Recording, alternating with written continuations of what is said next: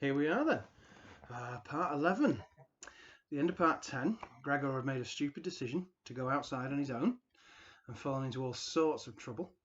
But Stella and Hook, they've got a new best friend, and that's Michael Vine, the living angel.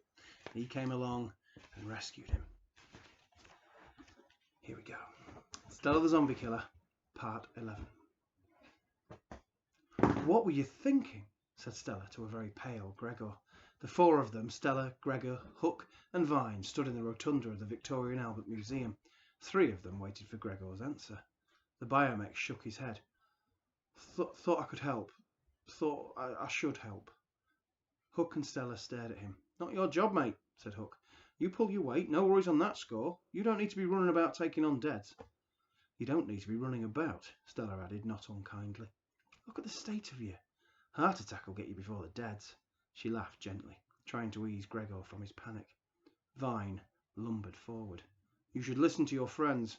Your heart rate is elevated. You are sweating and trembling. You are not listening properly, which means your ears are probably ringing. Your breathing is shallow. Your mouth is dry, and if it isn't already, your throat will soon be sore. Gregor stared at the angel, his eyes wide with terror. Stella sighed at Vine. Thanks, machine man. She turned again to Gregor. Just relax. It'll be okay. Vine interrupted Stella again. Your body is flooded with adrenaline. It would be best if you walked around. Stella and Hook stared at Vine. Hook shrugged. Makes sense, he said begrudgingly. The two of them helped Gregor to his feet and walked him around the large ringed desk. Gregor's breathing echoed into the high roof, but it was gradually slowing. They walked for 5 minutes, Stella and Hook staying with the tech, assuring him, placing comforting hands on his shoulders. Vine watched them for a while and then turned his attention to the angel parts stacked on Gregor's workbenches. Stella watched the angel carefully. Gregor pushed her gently away. I'm okay, he said. Go check on your new friend. Make sure he isn't stealing anything. Moving inside the circular desk, Stella approached Vine slowly as if she didn't know what to expect, as if his right arm might suddenly rise and point and shoot a hot red laser.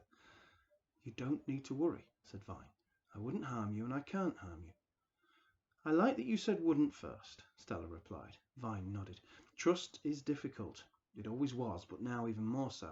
You're taking a big risk by letting me in here. Stella shrugged. We save the ones we can. Hook looked over at Gregor. He looked over at Gregor and Hook. Not everyone agrees. We save the ones we can, Stella repeated. What's the point otherwise? Vine nodded in agreement. They follow you, he said, pointing at Hook and Gregor, because you're right, and they don't want to have to make difficult situations. You say you're not the boss. You really have been listening, said Stella, cutting him off.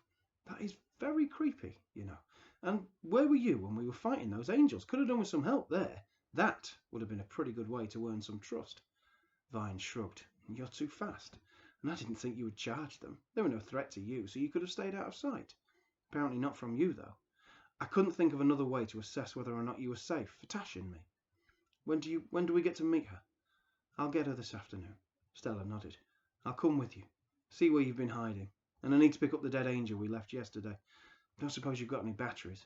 No, said Vine. I'm afraid not. You use them to power your thumpers. Stella nodded. We're running low and Gregor's wasted another one today. The tech glanced over. Sorry, he said. I really am sorry. It's fine. Stella waved away his apology. Heart in the right place and all that, but next time don't, okay? Just don't. Gregor nodded and came back into the circle.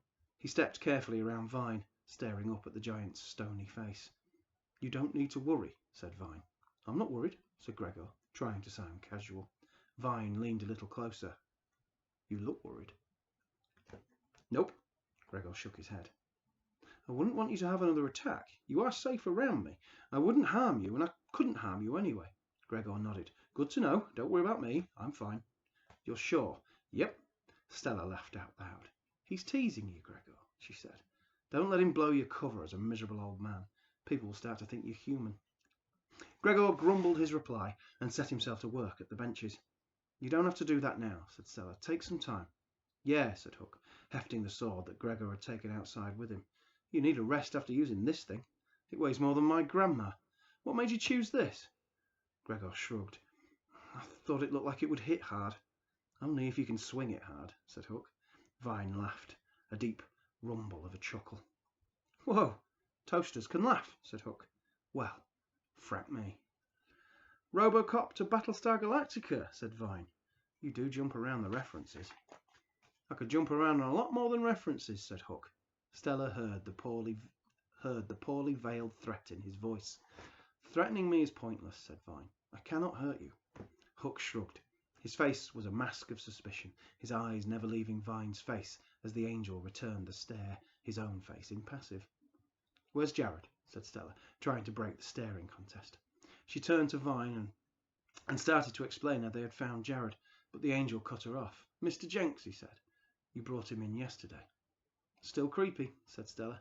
Did you listen to us in here as well? No, said Vine. That would have seemed wrong. Hook snorted. A toaster with manners. Now there's a novelty. Stella turned on Hook. Manners burned in the crash, remember? She said, quoting Hook's own words back at him. It'll be nice to have someone around here who doesn't do as they like, whenever they like. What's that supposed to mean? Hook challenged, his voice rising. That you don't stick to what we agree. Stella raised her voice to match Hook's. I didn't need you coming to the museum like some knight in shining armour. I had it under control. You were making enough noise to wake the dead. Stella threw her hands in the air. Bit late for that. You two, said Gregor. Quiet down. Gregor is right. It isn't sensible to make so much noise, Vine added. Hook ignored them both. It was a sloppy play. You put yourself and the rest of us in danger. It's not a game, Hook. Get your head in the real world and out of the ring. It's not me that's not taking this seriously. You're upset with me for coming to help. That's insane. I didn't need your help. I was fine. Yeah, you looked it, standing on the stairs with deads everywhere and an angel on the way. It turned out okay, didn't it? And all you did was turned out okay. Gregor could have died, Hook shouted over Stella. He would have died if it wasn't for Metal Mickey. You're relying on luck. No, I'm relying on me. Stella thumped her chest as she said it. Is that what you think? Yes. Stella snapped the word at Hook, using it to whip him. Don't be ridiculous, Hook replied, trying to deflect the word, but the hurt was obvious. Why take in every stray we find if that's what you think? We'll be stronger as a group. You're not making sense. You're on your own, but you don't want to be part of a group. What is it, Stella? Do you just need to save us and then keep us here like exhibits? Are we trophies? It's not me that needs to get out of the ring, it's you. You're not the Sonoja anymore. Stella stared at Hook and laughed. You just slow me down. I'd have been out of that building and back here in 2 minutes if you hadn't shown up. You come when I tell you to come. Quiet down, Gregor insisted. They both turned to the older man. He was staring at them from behind his part-laden workbench. We all made it out, he continued. We all live till tomorrow. Like you said Hook, turning back on Stella. You're no one's boss. The two of them glared at each other, breathing hard through their noses like angry dogs. The moment extended. The tension between the two seemed to fill the space of the rotunda, while the noise of heavy breathing once again dominated. What's going on? Jared was standing just outside Stella's gift shop bedroom. He was staring at Vine. Stella broke off eye contact with Hook and turned to Jared. This is Vine. He helped us today. He's going to be joining us. Jared stared at Vine for a long moment. The angel allowed the attention, implacable under the other man's gaze. Okay, said Jared. Stella nodded. Sleeping in the daytime, Captain, said Hook. You feeling okay? I'm getting there. Don't think I realised how tired I was. Jared's eyes were shadows within shadows, like pools in a forgotten basement suddenly reflecting the tiniest amount of light. You've had a long apocalypse, said Stella. End of the world will take it out of you.